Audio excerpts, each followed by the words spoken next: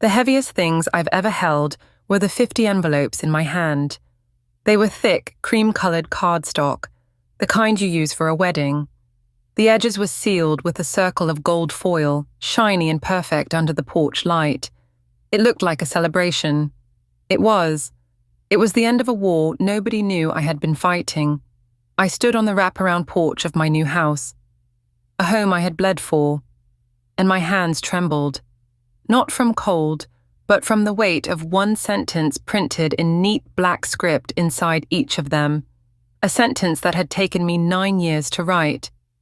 You are invited to a housewarming party. No family allowed. Before we dive into this, please like this video, subscribe to my channel, and tell me in the comments, where are you watching from? My name is Megan Whitfield. I am 31 years old. For most of my life, I was the family's ghost, the person they looked through, not at. For 9 years, I was nothing to them at all. I lived in a silence so deep I sometimes forgot the sound of my own last name. They thought I had disappeared. They thought I had failed. They probably hoped I had. They were wrong. I didn't just survive the silence. I built a life inside it. This house, this porch, the newly mown grass smelling sweet in the evening air. This was my answer to every insult, every sneer, every time they made me feel small. And tonight, by sending these invitations, I was finally turning on the lights and showing them what I had built in the dark. The one rule on the card wasn't just a rule. It was a statement. It was a locked door. It was the first time in my life I had ever set a boundary, and it felt like both a whisper and a scream. To understand the silence, you have to understand the noise that came before it. My family's love was a currency, and I was perpetually broke. My sister, Denise, was the millionaire. She was 2 years younger, but in our family's eyes, she was a lifetime ahead. Family dinners were my personal trial. They were always held at my parents' house, a place with beige walls and thick carpets that seemed to absorb all the happiness but none of the tension. The air was always thick with the smell of my mother's roast chicken and my father's disappointment in me. I remember one Thanksgiving when I was 22. I had just finished my associate's degree at a community college. I was proud. It was a step. I was working part-time at a diner to pay for it, and I felt like I was finally moving forward. Denise, on the other hand, was in her sophomore year at a prestigious university, the one my dad had always dreamed of attending. We were all sitting around the polished mahogany table. The good china was out. My father carved the turkey, making a grand show of it, as he always did.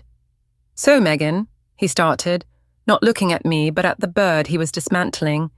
"Still slinging hash at that greasy spoon?" I felt the familiar heat rise in my cheeks. "It's called a restaurant, Dad, and it's paying my bills." My mother chimed in with her usual placating tone. "Now, Bill, be nice. She's trying." Trying was the word they always used for me. It wasn't a compliment. It was a consolation prize. Denise, seated opposite me, gave a delicate little laugh.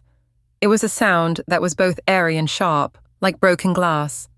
"Oh, Mom, let Dad have his fun. I think it's sweet that Megan has a little job. It must be so grounding." She looked at her fiancé, a blandly handsome man named Mark, and he smirked in agreement. The word sweet from Denise's mouth was poison. It meant pathetic. My father pointed the carving knife at me. "Grounding? She's stuck in the mud. Your sister is getting straight A's. She's on the dean's list and she's already getting internship offers from major firms. You're serving coffee to truck drivers." "There's nothing wrong with that," I said, my voice small. "There's nothing right with it either," he shot back. "We didn't raise you to be average, Megan." But they did. They had raised me to be the backdrop for Denise's brilliance. Every one of her achievements was a spotlight, and I was just the shadow it cast. When she got engaged, my mother spent a month planning the announcement party. When I got my degree, my mother said, "Oh, that's nice, dear," on the phone before asking what Denise wanted for her birthday. I bought them Christmas presents with the money from my tips. One year, I saved for months to buy my mother a cashmere scarf. It wasn't the most expensive one in the store, but it was soft and a beautiful shade of blue. She opened it, smiled thinly, and said, "Thank you, Megan." Later, I saw her showing off the diamond earrings Denise and Mark had given her to our aunt. My scarf was back in its box, tucked under a pile of discarded wrapping paper. Denise noticed. She always noticed. She walked over to me later, a glass of champagne in her hand. "Nice try with the scarf," she murmured, her voice dripping with condescension. "But you can't compete with real money, Meg. You should just stick to what you're good at." "And what's that?" I asked, my heart a cold, hard knot in my chest. She smiled, a perfect, predatory flash of white teeth. "Staying quiet." That was the recurring theme. My opinions were cute. My accomplishments were nice tries. My life was a footnote in the grand story of the Whitfield family, starring the beautiful and successful Denise. My parents weren't just bystanders. They were the producers. They loved the show. And I was the designated failure, the one they could point to, so Denise's light would seem even brighter. The breaking point didn't come with a crash of thunder. It was a quiet snap. It happened at Denise's engagement party, a lavish affair held at a country club I couldn't afford to be a member of. I wore the nicest dress I owned, a simple black sheath dress I'd bought on clearance. I felt like a crow in a flock of peacocks. Denise was radiant in a white dress that probably cost more than my car. I had been saving money. Not a lot, but for me, it was a fortune. I had a few $1,000s tucked away, the beginning of a dream to maybe, one day, transfer to a 4-year university and get a business degree. I wanted to show them I could be more than a waitress. I wanted to be a part of the family, to contribute. The party was in full swing. My father was holding court, telling some loud story to a group of his friends, gesturing with his Scotch glass. My mother was fluttering around, making sure everyone was happy. I was standing near the caterer's table, trying to look like I belonged. I saw my dad talking to the event manager. He looked stressed. I overheard a snippet of conversation about the bar tab being higher than expected. An idea sparked in my mind. A stupid, hopeful idea. This was my chance. I could help. I could be a part of this. I walked over to my father after the manager had left. I took a deep breath. "Dad," I said, my voice a little shaky, "I heard you talking about the bill. I've been saving some money. I'd like to help. I can contribute. I want to." I was offering him everything I had. He turned to look at me, and his expression wasn't grateful. It wasn't even kind. It was a look of pure, unadulterated dismissal. He let out a short, harsh laugh. Several of his friends turned to look at us. "You," he said, his voice loud enough for everyone to hear. "What are you going to do? Pay for the cocktail napkins with your tip money?" The heat flooded my entire body. I felt 100 pairs of eyes on me. "No, I have savings," I insisted, my voice pleading. "I can really help." He took a step closer, his voice dropping to a low, venomous growl. "Listen to me. You don't have the right to contribute to this. You contribute nothing to this family. Nothing to its name, nothing to its reputation. You are a guest here, Megan. That's all. Now go get a drink and stop embarrassing me." I stood there, frozen, my world, which had been cracked for years, finally shattered. I looked past him, searching for my mother. She was standing a few feet away, arranging pastries on a tray. She had heard every word.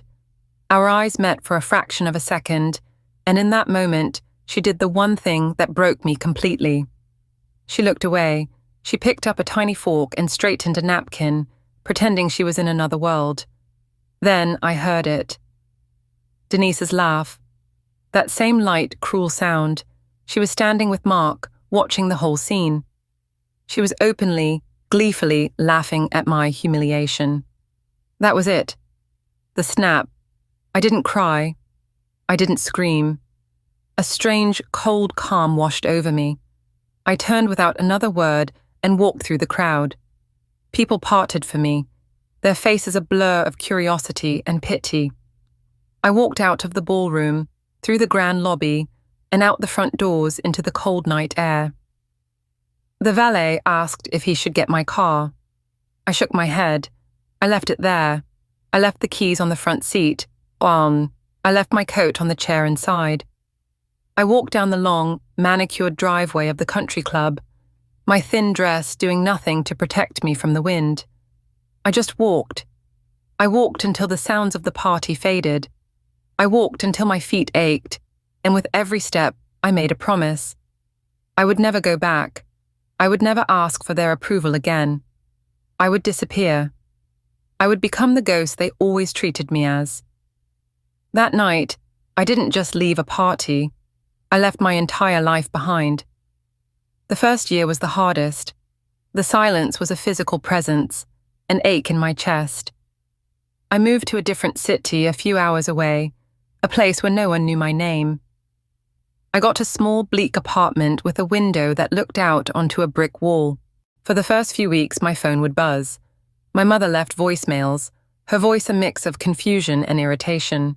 "Megan, where are you? You're being dramatic. Call me." My father didn't call.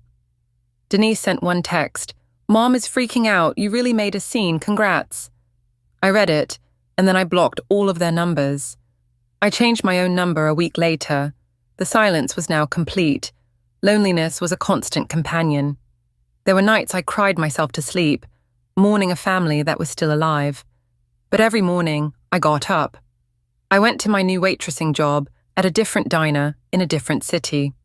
I smiled at customers, I poured coffee, and I saved every single dollar I could.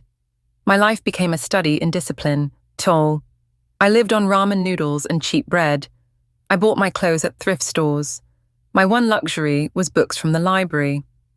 I stopped thinking in terms of days or weeks and started thinking in terms of goals. My first goal, get a better job. I used my associate's degree to get a position as a receptionist at a small real estate office. It was boring, mind-numbing work, but it was a desk. It was a step up. I listened, I learned. I watched how the agents talked, how they closed deals, how they managed their finances. My second goal, go back to school. I enrolled in night classes at the local university, studying business and finance. My days were for work, my nights were for study. I was perpetually exhausted.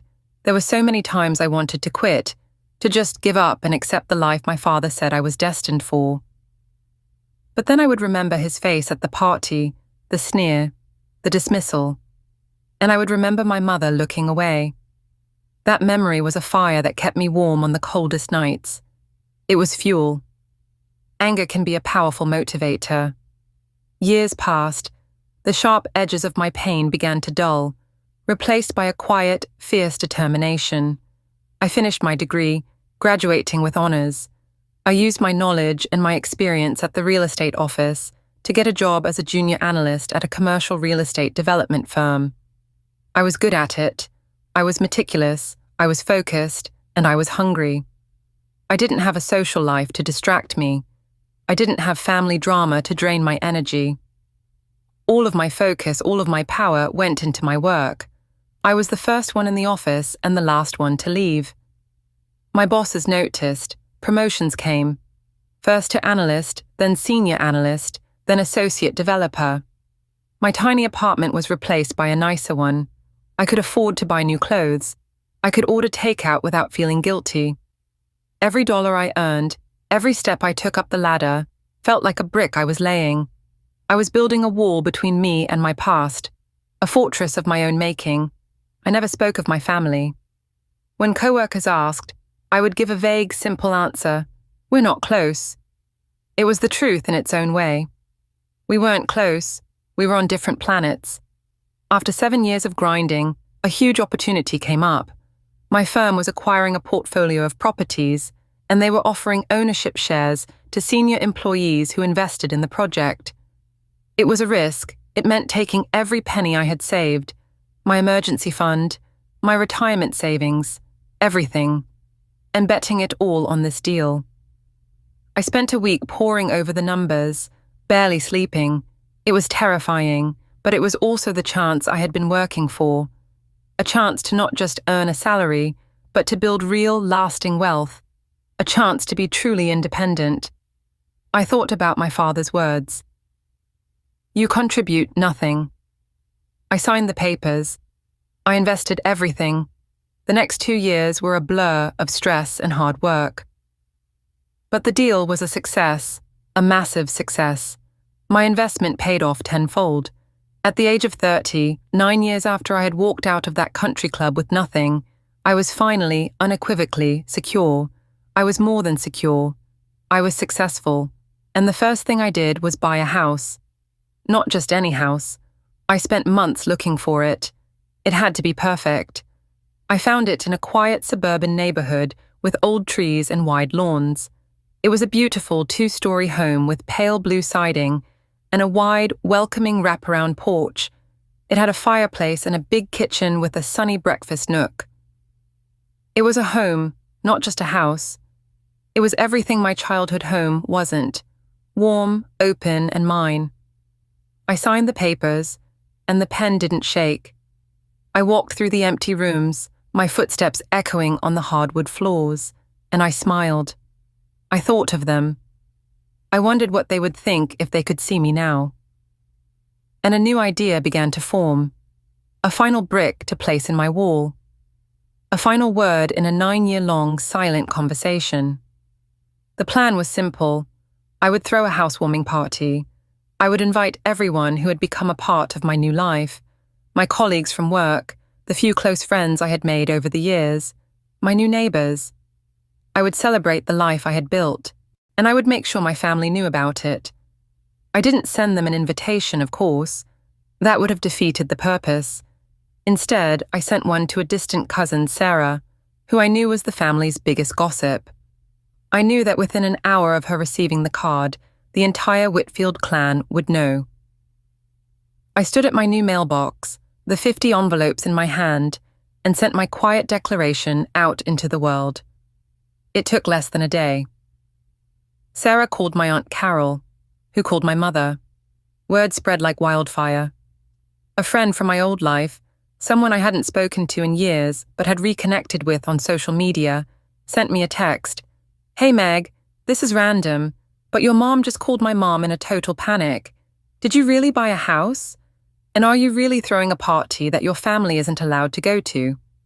I smiled as I typed back. Yes to both. My friend's reply was a string of shocked emojis.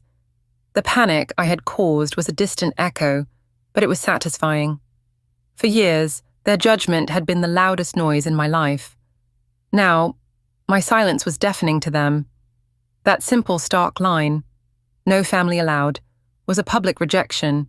It was me, finally taking the narrative back. I wasn't the failure they had cast me out as. I was the success story they weren't allowed to be a part of. Their reactions, as told to me through the gossip pipeline, were exactly what I expected. Denise was apoplectic. She apparently stormed over to my parents' house, waving her phone around. She's mocking us in front of everyone. After everything we did for her, she does this. She can't do this to us. Everything we did for her. The delusion was almost funny. My father, predictably, reacted with bitter pride. His version, relayed to my uncle, was, she thinks she's too good for us now. She gets a little bit of money, and suddenly she forgets who raised her.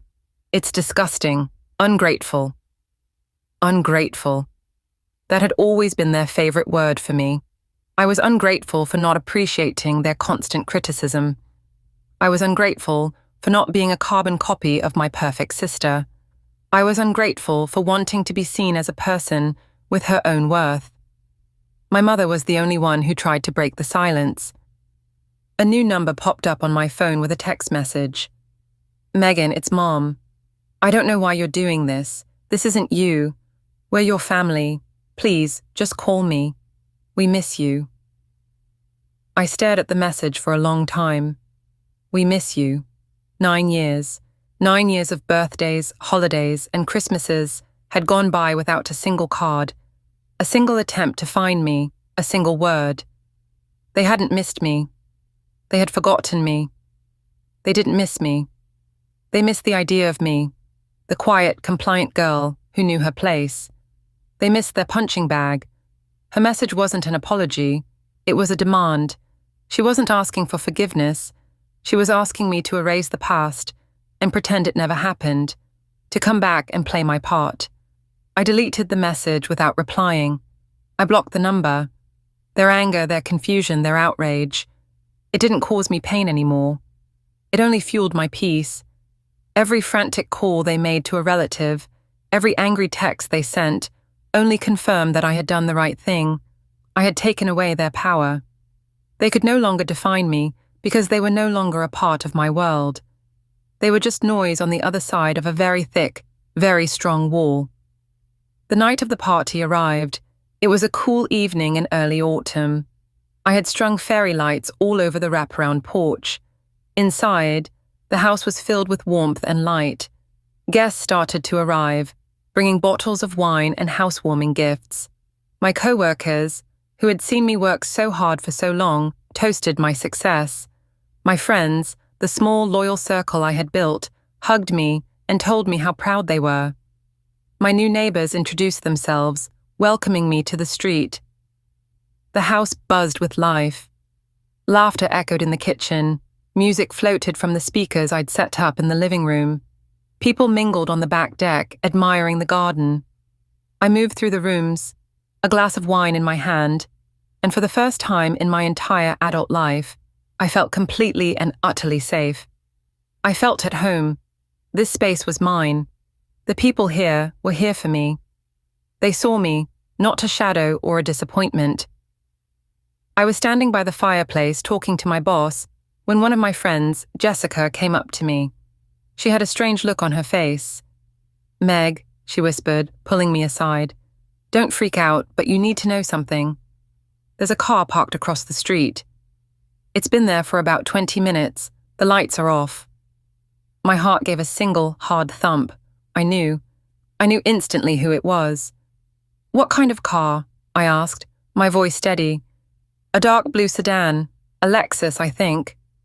"My father's car." Jessica squeezed my arm. "What do you want to do? I can ask my husband to go out there and tell them to leave." I shook my head. "No, don't do anything. Just let them be." She looked at me, confused. "Are you sure?" "I'm sure," I said, and I meant it. I walked to the large picture window in my living room. It looked out onto the front lawn and the street beyond. Peeking through the curtains, I could see it, the dark silhouette of my father's car, parked just beyond the reach of my porch light. I couldn't see them inside, but I could feel them. I could feel their eyes on my house, on the warm light spilling from the windows, on the shadows of people laughing and dancing inside. They were sitting out there in the dark, in the cold, uninvited. They were on the outside, looking in at a life they had no part in. A life they had told me I would never have. A part of me, the old Megan, the scared little girl, wanted to run and hide. Another, angrier part of me wanted to march out there, to fling the door open and scream at them, to ask them how it felt to be the ones left out. But I did neither. I just stood there for a moment, watching, and I felt nothing. Not anger, not sadness, not even triumph, just a quiet, profound sense of peace. My revenge wasn't a confrontation. It wasn't a screaming match on the front lawn. My revenge was the party they couldn't get into. My revenge was the sound of my friends' laughter. My revenge was the warmth of the fireplace on my back. My revenge was me, turning away from the window and walking back to the people who cared about me. I didn't go outside.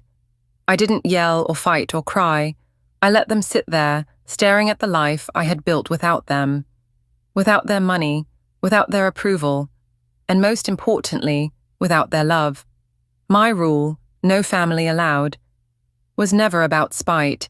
It was about protection. It was about creating a sanctuary for myself where their judgment couldn't reach me. By coming here, by sitting out there in the dark, they had proven why that rule was so necessary. They hadn't come to apologize. They had come to see, to witness.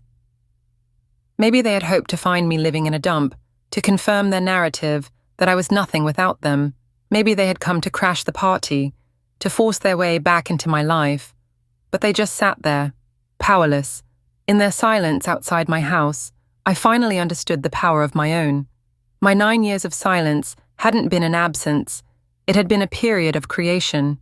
I had reclaimed my worth not by fighting them, but by building a life so full and so happy that their opinions simply became irrelevant. They were ghosts from a past that no longer had any hold on me. For years, I begged for their love. I contorted myself into shapes I thought they would approve of. I shrank myself to make them feel big. I quieted my own voice so I could hear their praise, which never came. I thought their love was the sun, and I would die without it. Now I know I was wrong. Their love wasn't the sun. It was a cage. My silence was my escape. My hard work was my rebellion. And this house, this life, this peace, this is my victory. I didn't need to defeat them. I just needed to free myself. If you have ever been made to feel small by the people who are supposed to build you up, if you have ever been shut out by your own family, please remember this. You can build your own home. It might not have a wraparound porch or a fireplace. It might be a tiny apartment, or a friendship, or a career you love. A home is just a safe space to be yourself. You have the power to build it brick by brick. The most important rule for that home is that you get to decide who gets an invitation. You get to decide who is allowed inside. Thank you for listening to my story. My name is Megan Whitfield, and I am finally home. Don't forget to like and subscribe. I'd love to hear from you, so please share your own story in the comments. Let me know. Where are you watching from?